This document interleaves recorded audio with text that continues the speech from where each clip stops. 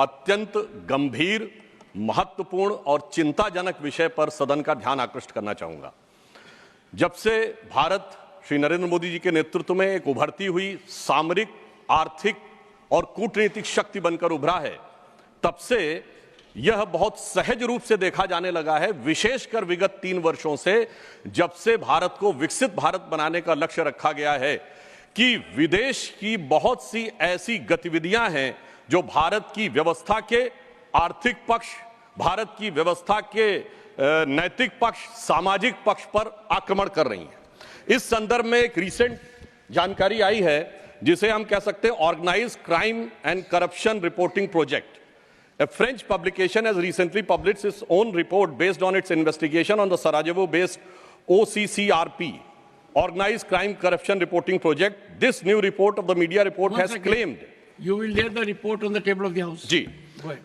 And इस report के अनुसार यह कहा गया है कि इस प्रोजेक्ट को फॉरेन गवर्नमेंट्स की फंडिंग है और उसका फोकस इंडिया के ऊपर भी है, और इस फॉरेन गवर्नमेंट की फंडिंग के साथ साथ जॉर्ज सोरोस के साथ भी इनका कनेक्शन है।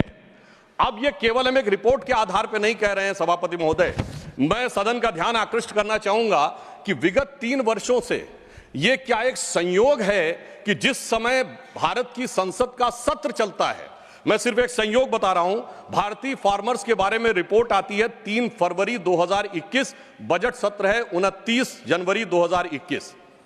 पेगासस रिपोर्ट आती है 18 जुलाई 2021, मानसून सत्र है 19 जुलाई 2021। उसके बाद 31 जनवरी 2023 से भारत की संसद का बजट सत्र शुरू होता है और 24 जनवरी 2023 को हिंडनबर्ग रिपोर्ट आती है। जनवरी 2023 में भारत की संसद का सत्र शुरू होता है और 17 जनवरी 2023 को बीबीसी की डॉक्यूमेंट्री आती है, इंडिया द मोदी क्वेश्चन। और गंभीर महत्वपूर्ण बात है, 20 जुलाई 2023 को भारत की संसद का सत्र शुरू होता है और मणिपुर वायलेंस का वीडियो 19 जुलाई 2023, ठीक एक दिन पहले जारी होता है। पूरे सीक्वेंस में अगर हम चलें तो महोदय मैं याद दिलाना चाहूंगा कि 10 मई 2024 को कोविड वैक्सीन के बारे में एक रिपोर्ट छपती है, जिस समय भारत का चुनाव प्रचार अपने पूर्ण उसके ऊपर था।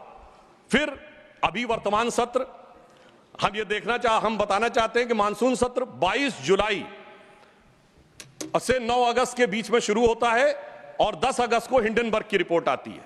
वर्तमान सत्र 25 नवंबर से प्रारंभ होता है और 20 नवंबर को अमेरिकन कोर्ट के एक अटॉर्नी की रिपोर्ट आती है एक बिजनेस हाउस के संदर्भ में। मैं सिर्फ देश के सामने बात रखना चाहता हूं।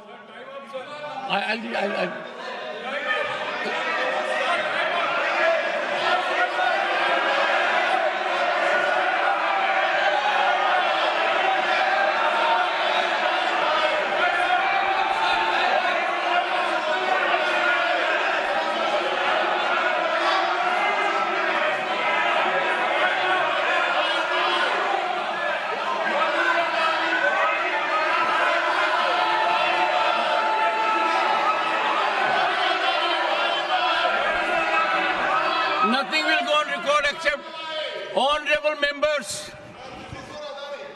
This is honorable members. I'll give honorable members. I will give time because listen to me. This is a very serious issue and we need to have opinion from everyone beside.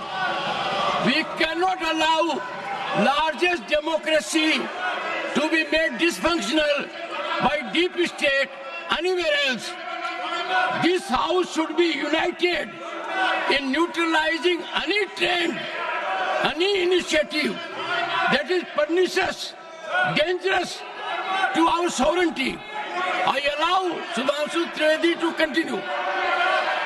मैं सिर्फ ये बताना चाहता हूं कि विगत चुनाव भारत के राजनीतिक इतिहास के एकमात्र चुनाव थे जब विदेश में कोई रिपोर्ट नहीं, मैं विपक्ष के सदस्यों से कहना चाहता हूं रिपोर्ट नहीं, भारत के इतिहास का एकमात्र चुनाव था जब विदेश की एक गवर्नमेंट ने, रशियन गवर्नमेंट ने ऑफिशियल स्टेटमेंट दिया कि भारत के चुनावों में विदेशी हस्तक्षेप हो रहा है।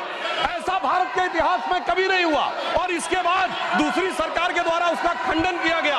महोदय, मैं अपने विपक्ष के साथियों से पूछना चाहता हूं कि यह जान के हो रहा है या अनजाने में? अगर अनजाने में हो रहा है तो ईमानदारी से आइए और खुलकर चर्चा करिए। यदि जान के हो रहा है तो मैं अनुरोध करना चाहूंगा कि इसके ऊपर गहन जांच होनी चाहिए, क्योंकि निरंतर सभापति महोदय, मैंने कोई घटना कोट नहीं की है, मैंने केवल एक रिपोर्ट कोट नहीं की है, मैंने 3 वर्षों का सीक्वेंस दिया है और जो सदन में बैठा हुआ हर व्यक्ति इसके साथ अपने साथ बिल्कुल साफ साफ उसे देख सकता है। और मगर मैं यह भी कहना चाहता हूं सभापति महोदय कि जिन लोगों के दिल में यह ख्वाब है, यह बड़ी एक सहज स्वाभाविक सी बात है, जिन लोगों के दिल में यह ख्वाब है कि वो भारत को झुका लेंगे, तो मैं उनसे कहना चाहता हूं कि हम श्री नरेंद्र मोदी जी के नेतृत्व में जिस प्रकार से आगे बढ़ रहे हैं, ये मत सोचें कि विदेश से किसी चीज का आज प्रभाव पड़ने वाला। आज भारत अपने स्वाभिमान के साथ आगे बढ़ रहा है। मैं उन लोगों के लिए कहना चाहूंगा, सर, जो विदेश में जाकर यह विचार करते हैं, जो कहते हैं डिफेंडर्स ऑफ डेमोक्रेसी यहां क्यों नहीं कर रहे हैं? सर, डिफेंडर्स ऑफ डेमोक्रेसी जिनको कहते थे वो प्रधानमंत्री जी की तारीफ कर रहे हैं। इसलिए मैं कहना चाहूंगा, विदेश का लाभ लेकर, विदेश की छाव लेकर जो भारत में हो रहा है, उनके लिए एक पंक्ति कहना चाहूंगा कि अपने वतन पर सदियों तक है रही हुकूमत गैरों की, लेकिन कुछ चेहरों पर अब तक धूल है उनके पैरों की। इसलिए मैं सभापति जी